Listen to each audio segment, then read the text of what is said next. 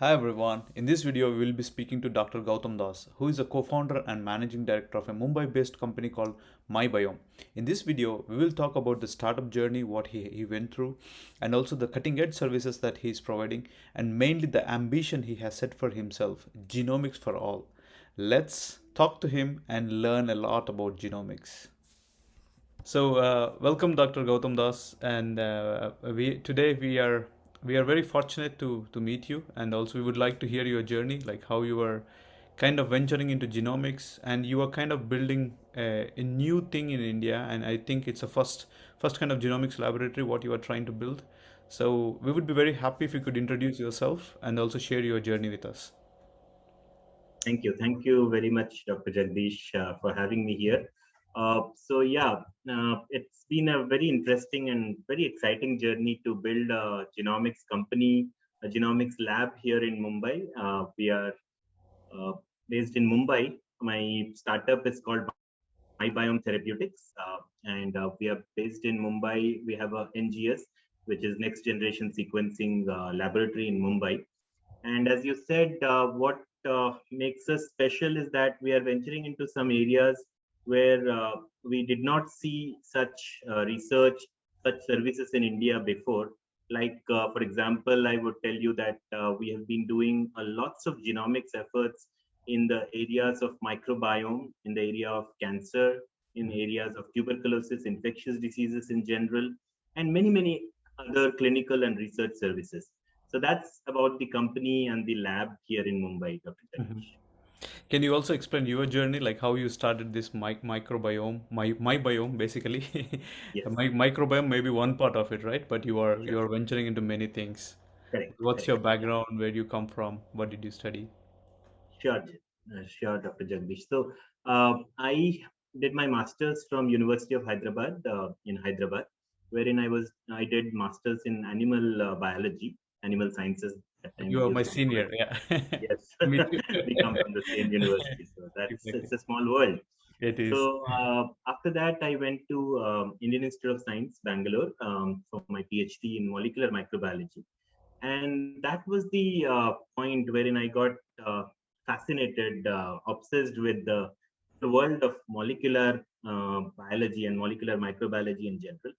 Our lab and my PhD work was on translation control. That is how ribosomes actually dictate translation, and how errors in translation Mhm. are just not accepted. Even one error in an amino acid formation is not acceptable. And that was my whole PhD thesis on how corrections in amino acid translation happen by the ribosome and by the entire machinery of translation, protein synthesis mechanism. So that was my entry into molecular advanced molecular biology.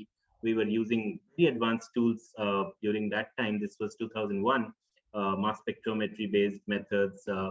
Genomics had not yet taken mainstream, was not mainstream that time, but we were using sequencing and other tools, and the whole genome based sequencing, what we see today, was not that much mainstream that time. Genomics, if you remember, human genome was sequenced in 2003. So that is where during my PhD, this thing's advanced genomics was taking shape in a big way. And I was learning genomics. And in my postdoc, when it came to postdoctoral studies, research, I chose eukaryotic animal systems because I had done microbiology, and then I wanted to venture into animal systems. And mainly, I was interested in how cancer works, how cell cycle regulation, deregulation leads to cancer and other diseases. So I chose a topic on development and cancer, and I did my postdoctoral research in the US, University of Massachusetts Medical School. And that was the time. This was 2007, 2008. Genomics was in its full glory, I would say. Mhm. Illumina, the company, had come, and the whole genomics was taking a big leap during that time. And so one major topic that I chose in my postdoctoral research was genomics, and that was my formal entry into the world of high throughput next generation sequencing based genomics, wherein I was doing whole genome sequencing, methylation based sequencing, RNA sequencing, Mhm. sequencing, etc. So that was where genomics, my training was. And after that, I returned to India in 2013, Mm-hmm. where I joined Reliance Industries, one of the major companies in India. And Reliance was investing in a big way in biology, biotechnology, to be particular, in renewable energy. And the project that I was joining was on renewable energy from biological sources like algae. So Mm-hmm. algae to oil, this massive project that Reliance had invested in Mumbai was to create organisms which can make better oil, more biomass. And so that was the requirements of the project. And genomics again was an integral part. Like if you isolate an algae from the Indian waters, what algae is this? Is this a new genome compared to what is known in the literature? So we used to do genomics in a big way always, and synthetic biology of algae evolved in our program. And then that program of renewable energy actually entered the synthetic biology space, wherein we were creating organisms for various applications, not just oil or biomass, but for making plastic or making renewable polymers, etc. So that is where we used genomics and synthetic biology for various applications, mainly in the industrial setting. Reliance was very focused on industrial biotechnology, and that is where and that journey was interesting, from coming from academics to the corporate career and a big industry supporting it. We were making first to the world inventions. We patented many of our technologies. Mm-hmm. We have 8 US patents, granted patents from this one program of synthetic biology. That was very rewarding experience. But then I was telling Jagdish the other day that entrepreneurship and startup was somewhere in my mind all through the time, and that just doesn't go. So I wanted to build a startup, and I wanted to go back to healthcare, wherein I did my postdoc on cancer and other healthcare. Uh, One, for my own interest, and second, that healthcare system in India, in particular where I live, is not at its best. So there is a lot of scope for healthcare to be improved, and the utilization of advanced technologies like genomics can really boost the Indian healthcare system. So startup was in my mind, and I decided to do it. It's always difficult to leave a corporate job, a settled career, and do something from the scratch, like build something from the scratch, like a startup. Dr. Jagdish, you would appreciate this. So that is where my startup came in early 2020, Mm-hmm. and that was a bad time. Like pandemic happened, all of us know. Startup and then pandemic, it hit us badly. But then we were focused on our goals, and then we built the startup from 2020 August, Mm-hmm. and it's a genomics laboratory in Mumbai, Mm-hmm. funded by one of the big industrialists in Mumbai, Mr. Ravi Shroff, who Mm-hmm. has been very patient, and I must appreciate his generous effort in this genomics area. He has been very patient that these things are for long term, Mm-hmm. and investing in advanced technologies like genomics can take us in a big way into the future. Mhm. I mean, wow, you have covered a lot of things, and I could pick many questions from that. Yeah. So, one question I want to ask is that you have been in MIT, right? So, the Massachusetts, and I believe that ecosystem is kind of very strong in entrepreneurship, right? So, maybe Yes. you had that entrepreneurial bug from there. Can you comment Yes. on Yes. You're totally right. One who has lived in Boston or San Francisco can always relate to this, that if you walk into the streets of Cambridge and Harvard, uh, actually that air is all entrepreneurship. Like everybody, postdocs come out and start companies. I mean, that bug is all about taking that risk. that? I think what differentiates an entrepreneur from others is the ability to think that, yeah, I'm ready to fail. I think when that gets into your mind, you can take big leaps. So yeah, but totally, I totally agree with you. One who has lived in Boston or San Francisco, for that matter, I used to travel to San Francisco also frequently, Okay. Okay. and that is one city wherein I see that Mhm. bug is there in everybody. So That's true. I mean, it's a fear of failure, or just don't know where to get funds, or do not have proper co-founders. just don't know where to get customers. Most of the startups fail, and I'm so happy that you could pick one of the best topics which are yet to be disrupted in India, at least because genomics. At least I work with a couple of doctors who they want to get genomics data from autism, like also the microbiome data, like how does the gut microbiota affects an autistic child, and if the fecal transplant can be done, whether what could be the recovery and everything. So I think there are many doctors, many patients who need your services, and maybe let's also talk a bit more about what kind of services you are providing, and also like how do you see competition and everything within India. There are companies like Map My Genome and everything, right? Like how are you different? Yeah. Yeah. So, very nice question. And being a startup in 2020, wherein you have all companies all around you, and India is developing Yeah. ecosystem for startups now. So we have to be different. And so we have a model wherein we do services for the research Mm-hmm. fraternity, Mm-hmm. wherein many of my colleagues who are into science Mm-hmm. need advanced genomic services. So we have a lab, we have a Illumina and Oxford Nanopore infrastructure. So Mm-hmm. let's like building that ecosystem to deliver services on genomics in various research topics, like we do whole genome sequencing from virus to human. And during COVID, we were doing COVID sequencing, Okay. variant analysis, etc. Mm-hmm. So from virus, bacteria to human, the entire array of sequencing we do in our lab. Mm-hmm. Then we do transcriptomics, RNA sequencing. Mm-hmm. Then we do epigenomics, small RNA sequencing, and computation biology. The analysis is a big component of our company, wherein genomic data is actually, I call it the real big data, Yeah. because one human genome is 3 GB of data.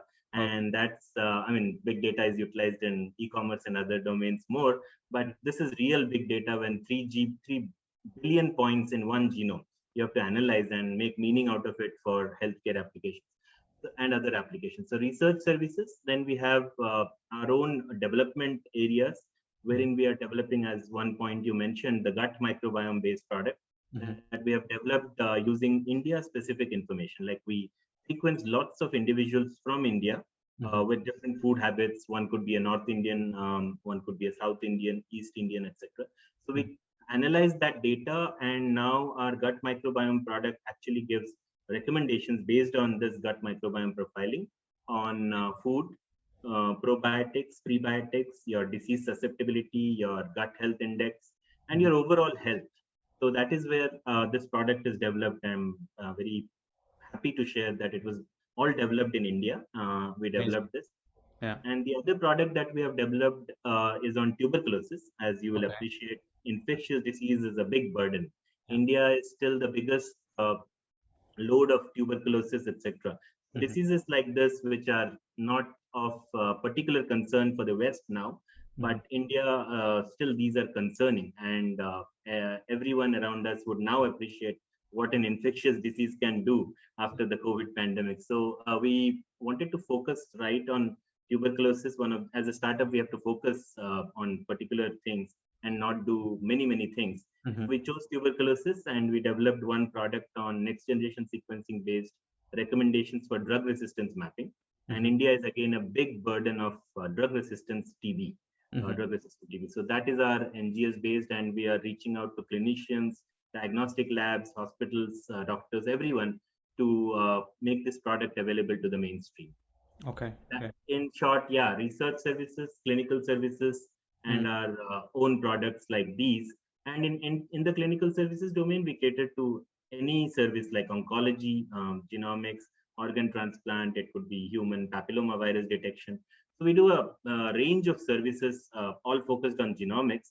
But Mm-hmm. the overall goal is that next generation sequencing and genomics should be available to all. In fact, that's our company's Genome mission, for all. vision statement: Yeah. genomics for all. Genomics for all, right? Yeah, Yes. exactly.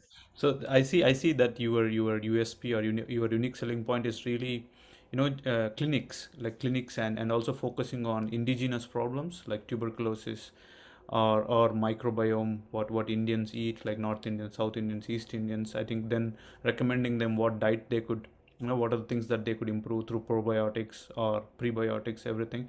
So that's amazing because most of the people, they rely on US companies or UK companies. I know one of the doctor who sends samples to UK.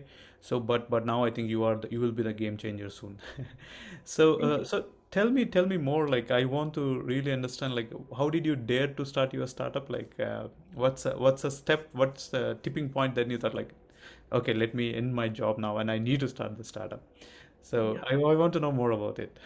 yeah, yeah. I'll be honest about it. So you need family support for starting things like this. Like you leave your job and enter a space, enter the unknown space wherein who knows, like what Mhm. if I did not get funding? What if day one, and it happened like second, third month into the startup, pandemic happened. What worse can happen to a company? So things like that actually happened to me and happened to us. Mhm. But what I would say that your what you asked, like what was that one thing? I think that confidence in yourself that you can actually do it in Mhm. spite of any failure Mhm. and as I said, I'll be honest that family support is very important. My wife is a PhD in biotechnology and Okay. she had a job in pharmaceutical company in Mumbai, Mhm. and she was very supportive of my idea to take this Mhm. and today she also has her own startup. Oh, So great. that's yeah, Okay. that's a different story. But in all, I think that ability to take that risk to fail Mhm. and whatever happens will happen. That Mhm. confidence, the family support, and investment. And I'll be honest that I was fortunate. Mhm. My investor, I knew him since many many years. He's a Okay. friend. Mhm. He's a friend of mine. So he's a big industrialist in Mumbai. Mhm. That investment support is very much required, Mhm. and so yeah, these are the couple of points I would say that allowed me in favor to take that step, Okay. which is a step into the unknown. And things worked out. Things worked out for us. We are now making revenues out of our services, product after product. We are releasing into the commercial domain, and we are doing lots of research. Our team is 13-member team now, Mhm. and it's full of scientists from institutes like IIT and AIMS, and very very talented pool of scientists doing hardcore research Mhm. into problems specific to India, as you Mhm. pointed out. I mean, maybe since you said about the team, I also get a lot of requests from people that they are looking for bioinformaticians, data analysts, or big data specialists, AI, machine learning engineers. So how do you get these talented people? I mean, it's so difficult to get right people, right? It is. Especially in It the is. It beginning. is. Yeah, it is. It is. That's a very good question. And another point one has to think when somebody is taking a step towards a startup is how will your team be built? Mm-hmm. And I was very particular. And in fact, again, I'll be honest that I had in my mind my team was already there before I even resigned from my job. Like Okay. this will be the pool of people that would join me Mm. in my journey of this genomic startup. And I was reaching out when I was in job Mm-hmm. itself. I was reaching out to people, and then I did a lot of homework before actually formally opening the startup. I was reaching out to people, this pool of scientists who do next generation sequencing, who do computation biology. I was reaching out, networking. Networking is a big part of all of this. I was reaching out to the relevant people, and we formed this team. Initially small, 2 3 wet lab people, one or two computation biology, and now we are expanding. We have a job ad in LinkedIn. We are hiring for a senior NGS data analyst to help us in using AI ML for a couple of our products. So definitely, yeah, India. It is difficult to find a very talented pool of scientists, unlike the West. You are in Germany, Dr. No, Jagadish, I think. even it's difficult everywhere, especially this big data, this machine learning. These are like exploding these fields, Yes, and everybody are struggling to get right candidates. correct, correct. And I was also in Berlin one day. One scientist told me like there are only 1,000 data scientists all across the world. Maybe it Yeah, might have changed. It's a 2 years back story, but there are not that many experts, and especially in your field, these are the. I mean, data analysis plays a huge role, right? Like you yes, get yes, tons of data, and somebody who has to have, experience to analyze it. But Actually, that. we have an additional problem here that many of these data scientists see genomics company that one has to have a core domain knowledge of biology, etc. Yeah. But actually, no. I mean, data is data. One doesn't need the domain knowledge of biology to handle genomic data. So I would encourage anybody who is in the Okay. space of data science to choose these challenging topics to help Okay. healthcare. Okay. So, I mean, like, can you recommend students if they want to come into genomics or data sciences, how could they see their future? Like, what are the courses that they can take, and also what are the internships that companies like you provide, and also next, what kind of jobs they get, and also a couple of maybe in next 1 or 2 decades, how will be their future? Sure. That's a very good point. I think, and I was also very particular from the day one that Mm. students have to get benefit if we start startups like ours. We have a continuing internship program wherein students can come for 3 months and we pay for the internship, wherein students can be part of our like pipelines, etc., whatever we are building. So they would help us in that, and then we give a certificate of experience of internship. And I'm very happy and proud to share here that three of my interns have got permanent positions after our internship in Indian genomic companies. So we are very happy about it that actually this helps. This 3 month internship also, for them, they were coming out fresh from masters and having that 3 months of internship into a company and doing several diverse projects like ours helped them to get jobs immediately after their internship. uh, India, as initially you had asked, yes, genomics companies are there. So there are big genomics companies in Bangalore. So definitely job opportunities are there.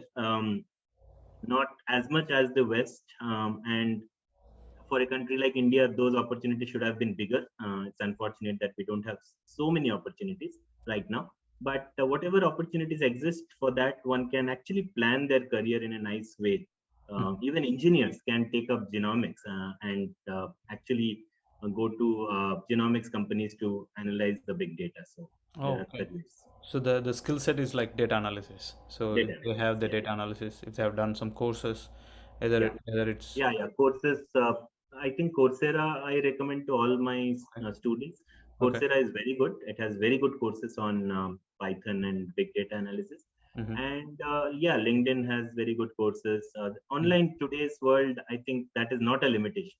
Oh, You see okay. YouTube. I mean, YouTube has lots of good videos in genomics. So I would recommend Coursera and LinkedIn for professional courses.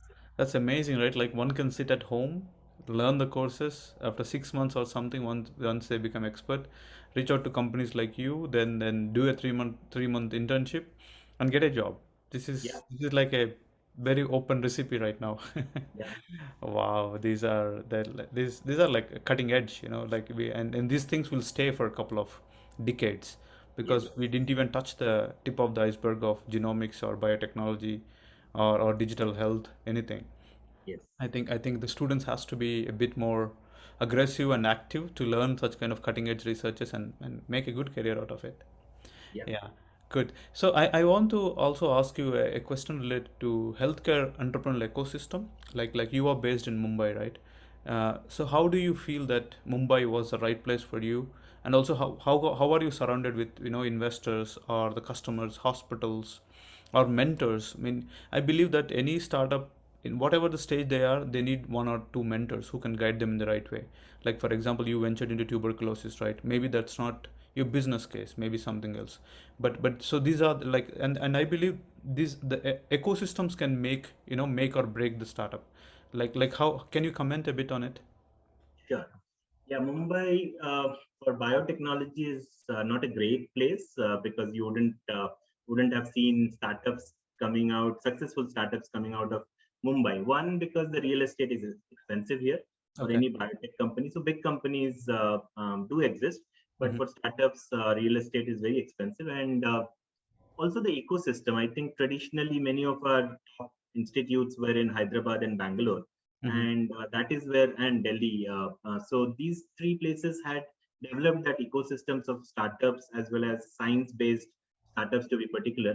Like Bangalore, if you see C Camp is a very great incubator, and those kind of incubators. Hyderabad, University of Hyderabad has, CCMB has. So those things did not exist in Mumbai, and that way, I consider myself unfortunate because Okay. I was very particular. Having lived for 7, 8 years in Mumbai, I wanted to do something here, Okay. um, Mhm. and also for family reasons. So we wanted to stay in Mumbai, but the ecosystem for creating biotech based startups wasn't there. IIT has a startup program, but Mhm. not many wet lab based Mhm. companies exist there. Mhm. Tech companies do exist. Mhm. So, but Mumbai has advantage that hospitals and the whole healthcare system is Okay. very advanced here. You would Mhm. have heard about Hinduja Hospital, Breach Candy Hospital, Lilavati Hospital. The biggest hospitals are in Mumbai. Some of the biggest chains and biggest hospitals are in Mumbai, mainly because of Bollywood and the Yeah. whole financial capital, right? Okay. So that way, we got the support of these hospitals. Mm. As you asked, mentors, yes, if you want tuberculosis, here we go to Dr. Camila Rodriguez, who is the Mhm. biggest authority in tuberculosis. Okay. So if you want to do something in cancer, we go to Tata Memorial, which is Okay. the hub of cancer Mhm. biology in India. Mhm. So that system was there, but the Mhm. science and research-based ecosystem was not up to the mark in Mumbai, and slowly maybe we will see in the future. Mhm. And investment climate here is good because it is the financial capital. Mhm. You get to meet a lot of investors, etc. Mhm. So I would say, yeah, it's a balance of what you can achieve in a given city. The Okay. city has the advantage of healthcare facilities, hospitals, and Mhm. investors, but not so much into science-based. Although we have TIFR and IIT in Mumbai, Mhm. and um, so slowly, I think they will also build biotech-based incubators, and soon we should see revolutions in that space. Mm. And in terms of, I mean, I really like the way that how you put it because you are where customers are. You are where the services are needed because ACTREC, Tata Memorial Research Center, and all the big hospitals you said, I think they need your services. And in terms of complete India, like Startup India or this biotechnology ignition grants and everything, DBT. So are you supported by this somehow or you're completely private? We are currently private, but I have many friends in the startup world in India who are supported by BIRAC, and government is doing a lot. Although the initial grant money is little less, but government is doing its best in the DBT, BIRAC, etc. Wherein at least the seed grant of 50 lakhs, what is given to a startup, is Mm. quite supportive. I mean, and those grants, the numbers are increasing after COVID pandemic. So Mm. government support is there. We chose not to enter that right now. We would need it definitely for our research. When Mhm. our research gets deeper, we straight away went to services Mhm. and some products. But when our research gets deeper and deeper, definitely we would need more capital, more support from the government. So we would definitely consider DBT and other funding agencies for those grants. Okay. Currently, it's all private. Oh, okay. Okay. Yeah, I mean, as long as it works and it's that model works, that's perfect. Because most of them they don't get investments and they need to look for government in the beginning, right? So what are your scaling plans? Like now you are based in Mumbai, right? Once your company is well established, are you planning to build somewhere else in India or across the world, maybe in US or in Europe? Definitely, because India-based genomics programs, if you see, there are Mm-hmm. uh, few companies who are developing India-based Indian data. There is scope to go not just in India, as you said, international for that matter, because drugs that are manufactured have to be tailor-made for the Indian population. I mean, that is where the future is going. Mm-hmm. Personalized medicine, precision medicine. Yeah. And if you look at gut microbiome, for example, the drug metabolism is different if your microbiome is different. So that is where we are going, and we are seeing those things wherein drugs have to be tailor-made for a Mm. population. So we definitely, as startup entrepreneurs, I think ambitions should always be big. So we Exactly. definitely want to enter the international arena for genomics, and we want to focus there. We want to focus on generating more and more genome-based data out of India. Mm-hmm. It could be infectious disease, it could be cancer, or for that matter, any other inherited rare diseases. and India is again a big burden of inherited genetic diseases. Okay. 20, 80 million children Oh. suffer from genetic diseases. So that is one space wherein we have to develop our own data. I Yeah. don't think we can rely on the West to come here and do research on Indian population to generate Mm. drugs for the Indian market. That will not happen. So Indian companies, Indian startups like us have to develop that data, and we want to definitely do that. And Mm. I can foresee a future wherein pharmaceutical companies and us can actually collaborate, partner to use this patient data, which are India specific, let's Mhm. say gut microbiome data, to develop better therapeutics for India and for the entire world. Mm-hmm. I mean, what's your idea on also on digital health? Because when you combine with kind of omics data and then digital health, especially in the preventive medicine and also in precision medicine. So what's your, I mean, these words are big, big words for the people who are listening to that, but these are like mandatory right now. Like we are going into that area.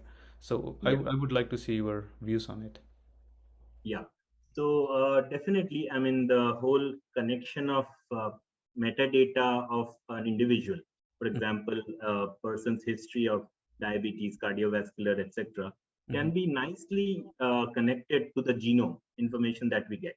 Mm-hmm. So definitely, digital health initiatives are going to be an integral part of our startup and the whole genomic system that we are developing here.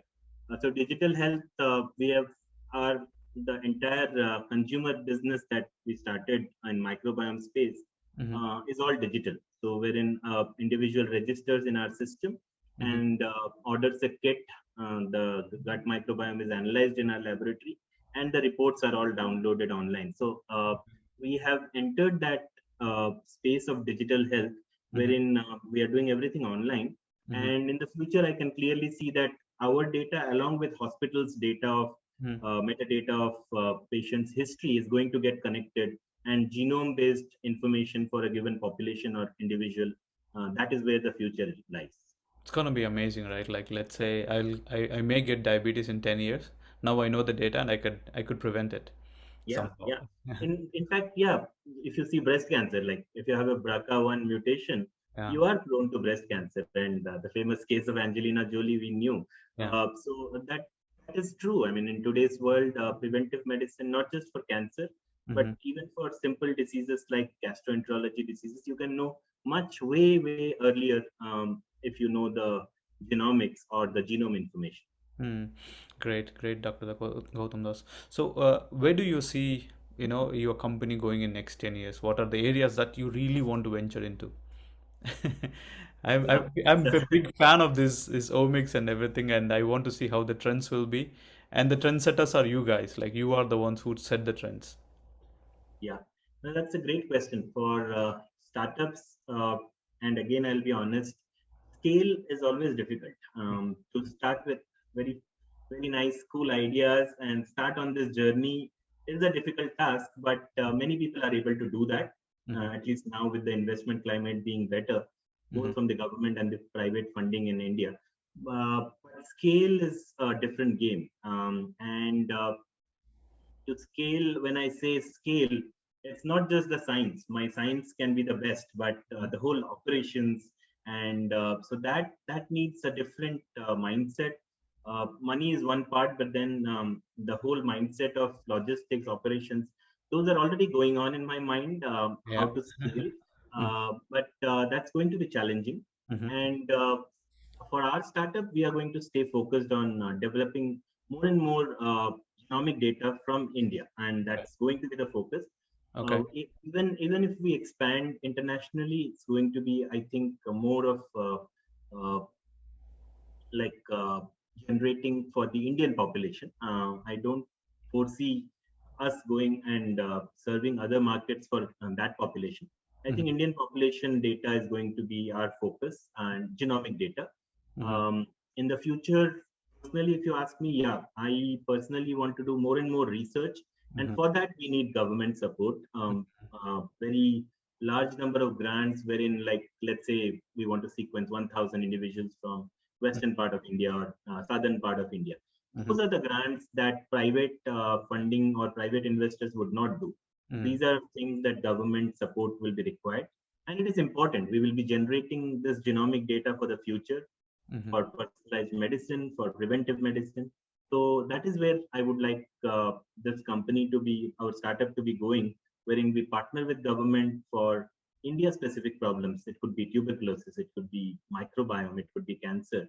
Mm. Those are the things, and generate massive amounts of data for Indian population, and then take it to the next level of personalized and precision medicine. Mm.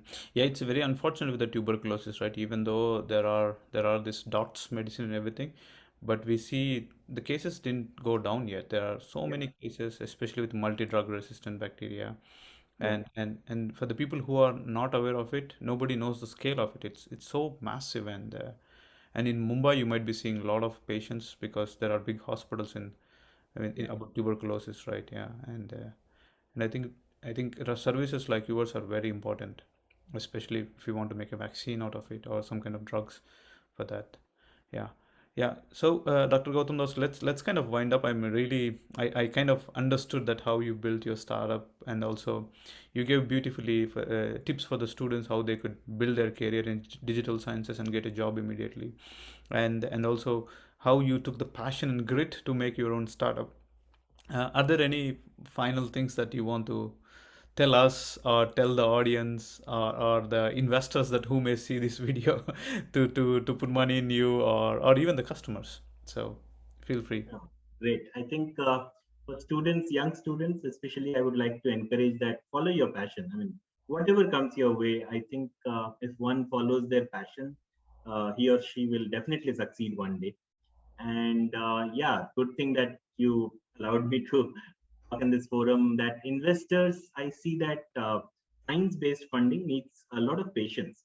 But then when once things click, those are blockbusters. I mean, one drug is a blockbuster. So you invest in research and the right kind of research, having patience. It's not e-commerce that it's going to show us results in next 3 months. It's not that. It's Mm, very, very different. It will take years to materialize research into a commercializable product. mhm, So I think that mindset has to come in Indian investors. And if you live in Germany, and Dr. Jagdish, so you have seen how research happens there in the US, for that matter. mhm, It takes years to develop a drug, and then it reaches the international market. So there is enormous potential in research-based products, but one has to wait. So that is for the investors, and for the general audience. I think yeah, India, soon we will see a revolution in terms of startups coming. We are already seeing in the tech space, mhm, and I would like to see this in the science space, wherein we just don't see startups for our conveniences, if I call it. 10 mm, minute delivery is a convenience, but science-based startups give real life solutions. mm, Like if our healthcare system improves, mm, or if a drug is developed in India, which is affordable to the masses, those are revolutions. And I would like to see that happen. Science-based startups who turn into unicorns, mm. if you want to term that, if you want to coin that term. I would like to see that happening in India. Okay, okay. In terms of your future customers, like I think you are very open for the customers with their demands right now, right? So if they come to you and ask, like, look, I would like to understand, look, what is my virome? Like, what are my viruses in the body or fungi, mycome? I think you are very open as far as I see, Yes. right? Yeah. Okay. Yes, definitely. So we have customers ranging from Mhm. hospitals, clinics, and then we have other set of customers. Like we have a veterinarian come to us for analyzing the animal microbiome or the animal genome. Oh, So we okay. do that part also, Okay. because genomics services are agnostic to sample. So Mm-hmm. Illumina sequencing is sequencing. So we can sequence anything in our machine. So we are open. Agriculture is something we have not started, but that is also we can venture soon. Mm-hmm. Right now, we are catering to researchers, clinicians, and once in a while, animal genomics and other. But yeah, sequencing platform we have built a lab, and we are scaling our operations for accommodating more and more samples. That Okay. will allow us to take any sample from any domain. Do you also get samples directly from patients, like individuals? Not yet, maybe, no? Yeah, no, we partner with hospitals Okay. always, and that is for reasons for the regulations, etc. So Okay. we partner with big hospitals and diagnostic labs Hmm. wherein they do the patient sample collection, Okay. and we focus on genomics. That is our Okay. strength. So Okay. we do genomics and the reporting. Mm. Genomics-based reporting needs a lot of computation analysis and data analytics.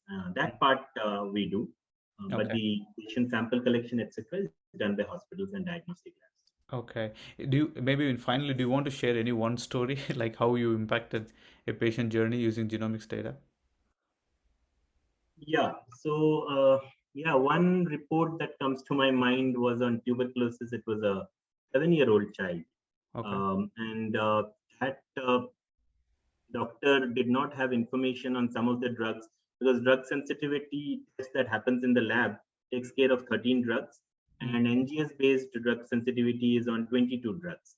So Okay. we were able to add 9 more drugs information into that doctor's list for a 7-year-old kid. And in the lab, we always talk about that story that we were able to impact because the doctor was able to make a decision much early on. It is 4 to 6 weeks earlier than what a doctor would make based on standard tests. So Okay. that is the kind of impact genomics can make to any domain. Mm. And this is one personal story from our company. Yeah. That's amazing. That is personalized medicine, right? Yes. Yeah, great. Great, Dr. Gautam Boss. I'm very, very honored to have you here, and we wish you good luck with everything. And we'll see you as a unicorn soon. Thank you. Thank you very much, Dr. Jagdish, for having me. And yeah, happy to talk to you again some other Sure. time. Sure. We hope you have enjoyed the conversation with Dr. Gautam Das. Please let us know in the comments what you liked or what you want to learn more. And also stay tuned for more videos and more updates. Thank you. Bye.